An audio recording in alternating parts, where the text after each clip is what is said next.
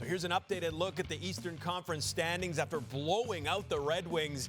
Buffalo kind of still hanging around for that wild card spot, but the big news is these Red Wings, February 28th, they were comfortably sitting in a playoff spot, 6 points clear, 10 points up on the Islanders, but now on a 6-game skid, and the Isles playing much better.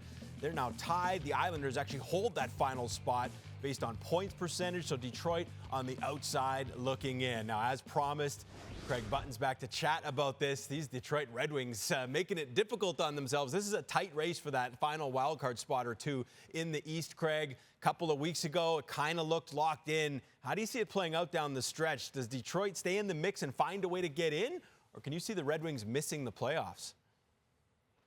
Well, I can see both scenarios playing out.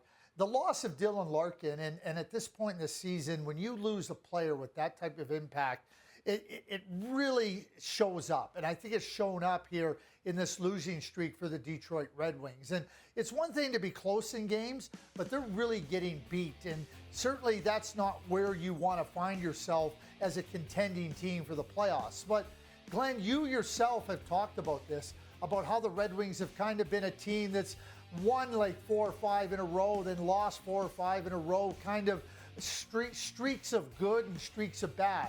Now we see this as obviously one of the bad streaks. And certainly when you're in that type of a hunt, you want to be trying to find your game. You want to be trying to find a consistency in your game.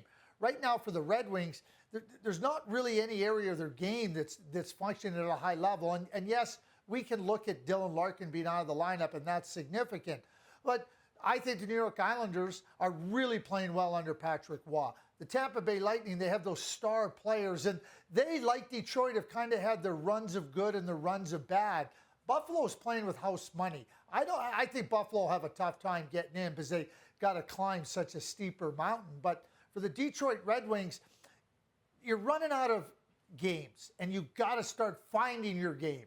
And for the Detroit Red Wings at this point in time, they don't look like their game is in order. And if they don't find their game in order, I would hedge my bet and say that they'll miss the playoffs. It's funny, though. Coming into the season, I think they would have been happy, competing for a playoff spot. But how the year's gone, they were kind of in a playoff spot the whole year. If they miss, that's going to be a pretty big disappointment in Detroit. He's our director of scouting, Craig Button.